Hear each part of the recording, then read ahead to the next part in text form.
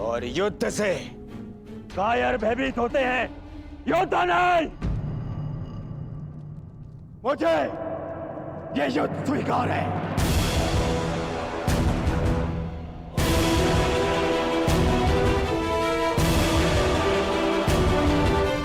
हस्तिनापुर का भविष्य कौन होगा, कदाचित उसका निर्णय युद्ध से ही होगा।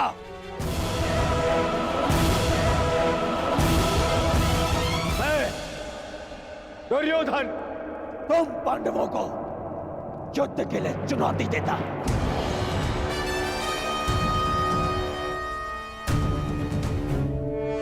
अब हस्तिनापुर का सम्राट वही होगा जो ये युद्ध जीतेगा। न्यायानां अधिकाराणां प्राप्त्यर्थं साम्राज्यर्थं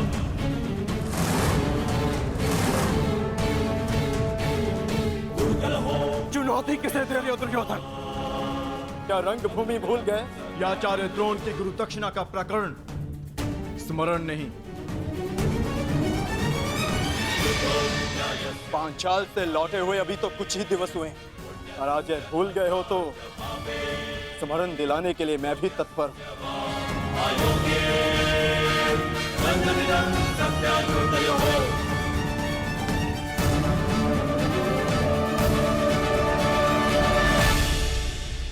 यदि ऐसा है तो तुम भी मत भूलना अर्जुन, रंगभूमि का हमारा द्वंद्व विशेष है।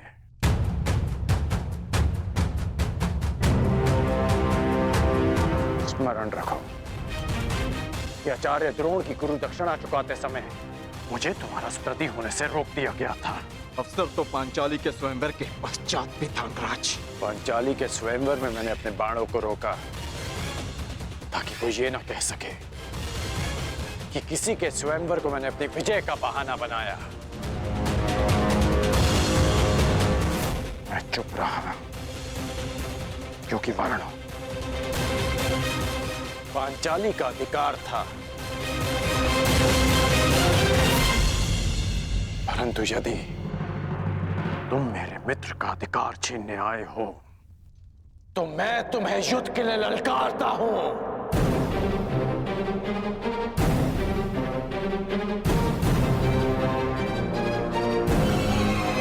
संसार भी तो देखे कि सबसे बड़ा धनुर्धारी कौन है।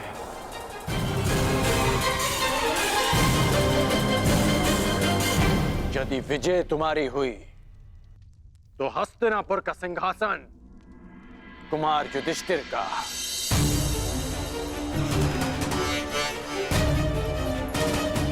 परंतु यदि तुम पराजित हुए तो तुम दोबारा हस्तिनापुर की ओर मुख नहीं करोगे।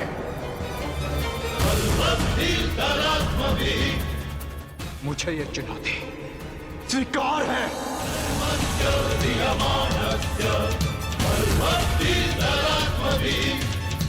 तो हम कहां पीछे हटने वाले हैं? युद्ध अभी हो। बस, राज्यसभा की एक मर्यादा होती है, उसका उल्लंघन उचित नहीं।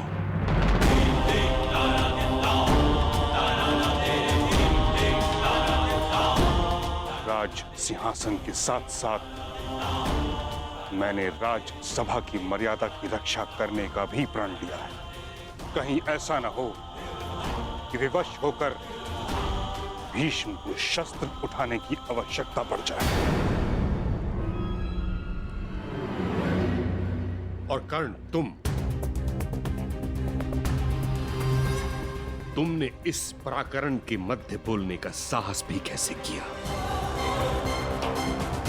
परिवार में कोई मतभेद हो तो उसके वरिष्ठ सदस्य उचित निर्णय लेते हैं।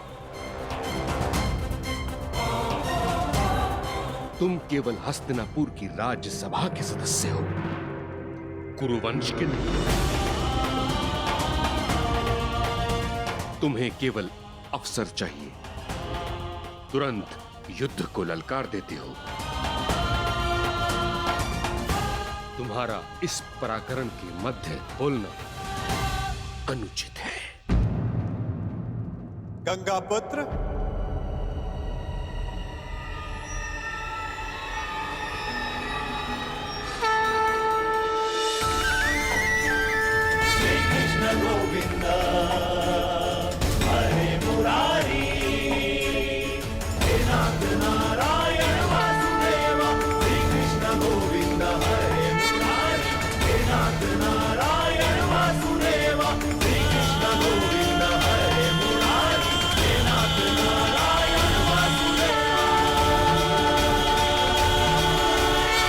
कर्ण ने कुछ अनुचित नहीं कहा।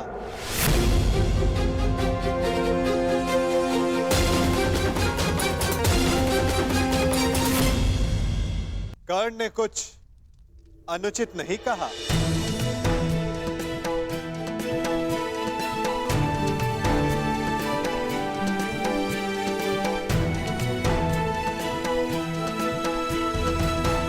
मुझे खेद है, मैं आपका स्वागत नहीं कर सका, क्योंकि आपका आगमन पारिवारिक कलह के मध्य हुआ है। पारिवारिक कलह के कारण ही मैं यहां आया हूं गंगा पुत्र।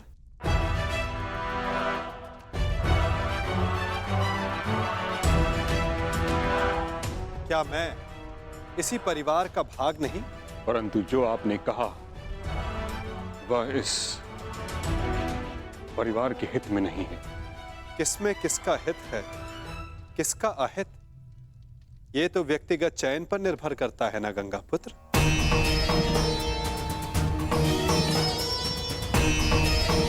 यदि अर्जुन का अपने ज्येष्ठ भ्राता के लिए शस्त्र उठाना उचित है, तो अपने मित्र के लिए कर्ण का शस्त्र उठाना कहां अनुचित है? हम सब अपना चयन करते हैं गंगा पुत्र, और उसके लिए उत्तरदायी भी स्वयं होते हैं। इस सभा में उपस्थित ऐसा कौन है जिसने अपना चयन ना किया हो? आपने एक प्रतिज्ञा का चयन किया। महारानी गांधारी ने सदैव अपने आंखों पर पट्टी बांधे रखने का चयन किया। गांधार नरेश शकुनी ने अपना राज्य छोड़कर हस्तिनापुर में रहने का चयन किया। महात्मा विदुर सत्ता और सिंहासन से दूर रहकर सिंहासन की सेवा करने का चयन किया। और महाराज धृतराष्ट्र अपने कर्तव्य के स्थान पर पुत्र प्रेम का चयन किया। यदि सबका चयन उचित है, तो कर्ण के अपने मित्र के समर्थन के चयन पर प्रश्न क्यों? पांडवों की अपनी माता का आज्ञा का पालन करने के चयन पर प्रश्न क्यों? द्रौपदी के 5 पांडव को पति स्वीकारने के चयन पर प्रश्न क्यों? क्योंकि युधिष्ठिर ने जो किया वो होने वाले सम्राट को शोभा नहीं देता। और जहां तक मैं समझता हूं, श्रेष्ठ सम्राट होने के लिए हृदय की पवित्रता आवश्यक है। यदि युधिष्ठिर का हृदय पवित्र ना होता, तो वो अपनी माता के वचन को एक उपहास समझकर टाल देते। परंतु उन्होंने ऐसा नहीं किया। आपके समक्ष इस भरी सभा में ऐसा सत्य ना बोलते कि उन पर अनारगल प्रश्न खड़े हो सके। मुझे ये पूर्ण विश्वास है कि युधिष्ठिर हस्तिनापुर के सम्राट होने के लिए सबसे अधिक योग्य है।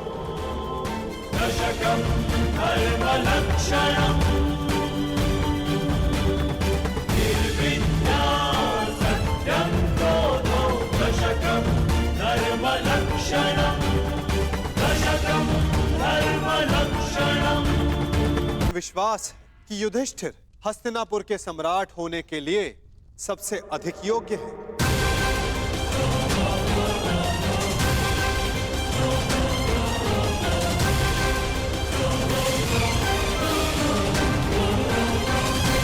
क्षमा चाहता हूँ वासुदेव, क्षमा चाहता हूँ, परंतु आपके ये दिव्य वचन आपके ये महान दार्शनिक प्रवचन महामहिम को समझा सकते हैं, महाराज का मन भी परिवर्तित कर सकते हैं, परंतु प्रजा और समाज वासुदेव, उनके सामने युधिष्ठिर के इस पाप को पुण्य कैसे सिद्ध करेंगे?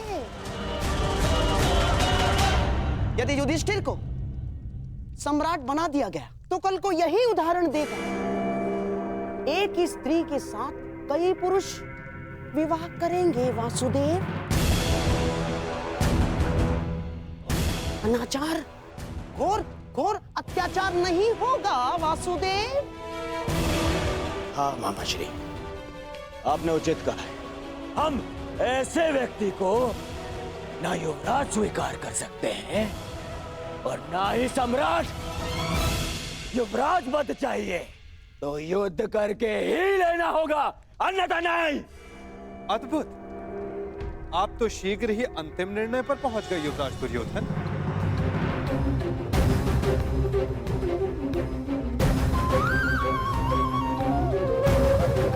युद्ध किसी भी समस्या का अंतिम हल होना चाहिए, विशेषकर तब जब समस्या पारिवारिक हो। भाई भाई के मध्य युद्ध केवल विनाश को जन्म देता है। तो आप क्या हल सुझाना चाहते हैं वासुदेव? शांति, शांति ही हल है। आप तो देख ही रहे हैं ना वासुदेव, जो एक साथ रह नहीं सकते उनके मध्य शांति कैसे आएगी?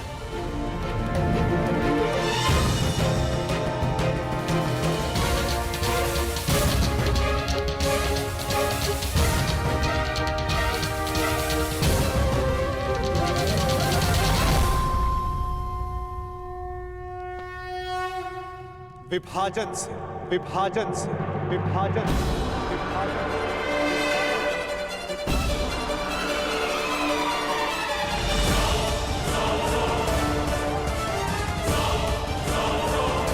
यदि दो लोग परस्पर प्रेम और शांति से नहीं रह सकते, यदि वे एक दूसरे की कार्यशैली और सोच का आदर नहीं कर सकते, तो उन्हें एक दूसरे से दूर रहना चाहिए।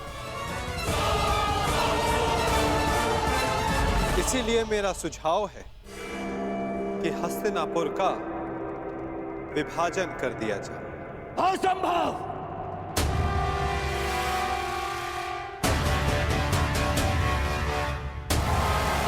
कोई विभाजन नहीं होगा।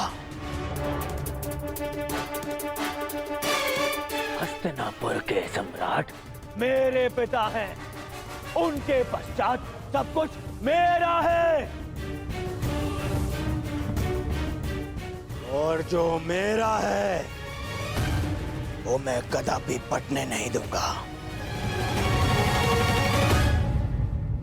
हस्तिनापुर के लिए तुम्हारा ममत्व प्रशंसनीय है कुमार,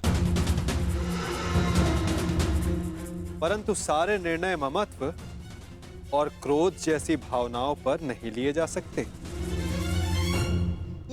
ये भावना का नहीं, आत्मसम्मान का प्रश्न है वासुदेव।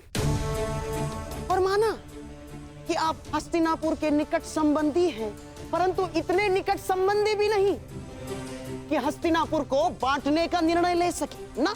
मैं तो केवल सुझाव दे रहा हूं गांधार नरेश। अंतिम निर्णय तो गंगा पुत्र और महाराज धृतराष्ट्र को लेना है। क्षमा करें वासुदेव, मैं ये सुझाव अस्वीकार करता हूं।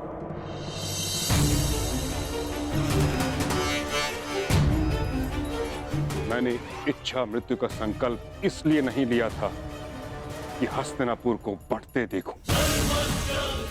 महाराज धृतराष्ट्र और महाराज पांडु के सभी पुत्र कुरुकुल की संतान हैं। कुरुकुल हस्तिनापुर यदि वृक्ष है तो ये उसकी शाखाएं हैं।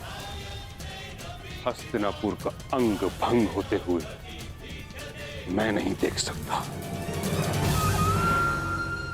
तो फिर दूसरा सुझाव वही है जो आपको स्वीकार नहीं गंगापुत्र। जो कर्ण ने दिया है कि अर्जुन युधिष्ठिर की ओर से युद्ध करे और कर्ण दुर्योधन का प्रतिनिधित्व करे। जो विजयी हुआ, सम्राट पद उसका, हस्तिनापुर उसका, राज्य उसका।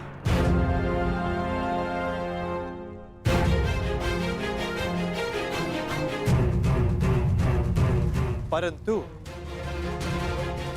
वृक्ष की एक शाखा तो फिर भी कटेगी ही। परंतु मैं ताचरी ने ठीक कहा, हस्तिनापुर का विभाजन स्वीकारा नहीं जा सकता।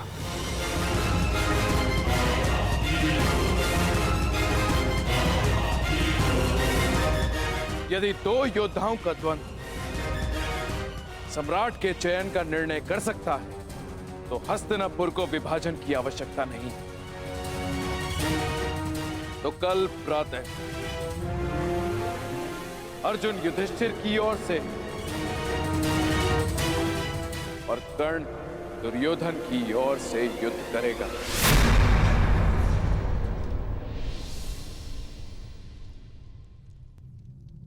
और निर्णय होगा कौन हस्तिनापुर का सम्राट बनेगा।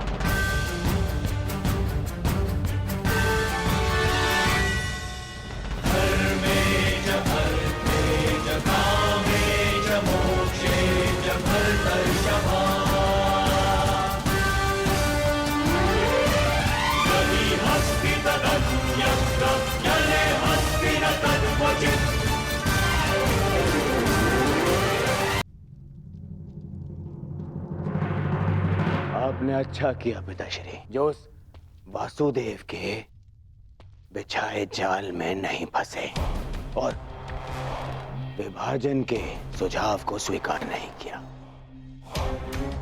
अब कल प्रातः कर्ण के बाण उस अर्जुन के बख्श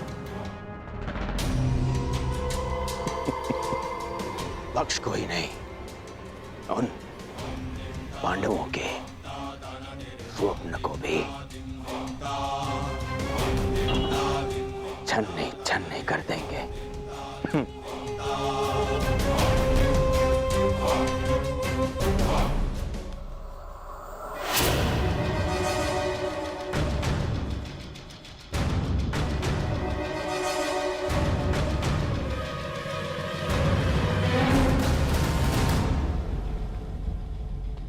क्या विचार कर रहे हो?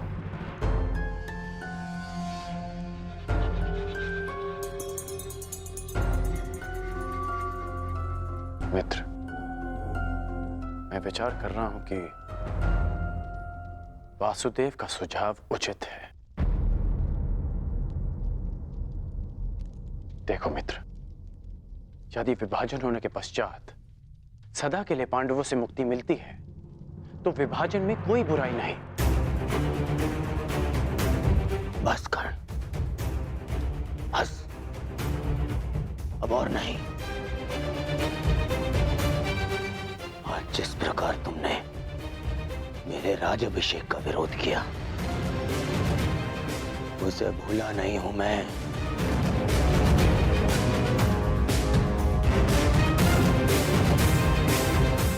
मित्र, मैंने वही किया जो सत्य की मांग थी।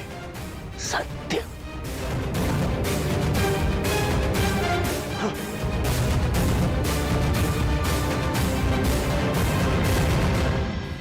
मैं तुम्हें सम्राट बनते देखना चाहता हूं मित्र, परंतु अनीति से नहीं। महाराज, आप ही बताइए, क्या विभाजन अनुचित है? कर्ण यथार्थ कह रहा है पुत्र। पांडवों को आधा राज्य देकर तुम्हारे सम्राट बनने का मार्ग कंटक विहीन हो जाएगा। अद्भुत महाराज, अद्भुत। उस छलिए वासुदेव के कुचक्र के चक्र में आप भी फंस गए। मैंने कहा था ना, मेरे होने वाले सम्राट महाराज के साथ साथ महायोद्धा कर्ण भी राजनीति के खेल में कच्चे खिलाड़ी हैं। आपका तात्पर्य क्या है गांधार राज? मेरा नहीं अंगराज, कृष्ण का तात्पर्य समझो। वो दुर्योधन के मार्ग से कांटे हटा नहीं रहा ना, बल्कि कांटे बिछा रहा है। कृष्ण यदि विभाजन का प्रस्ताव लेकर आया है तो इसके पीछे अवश्य कोई गहरा भेद, कोई बड़ी योजना होगी उसके मन में।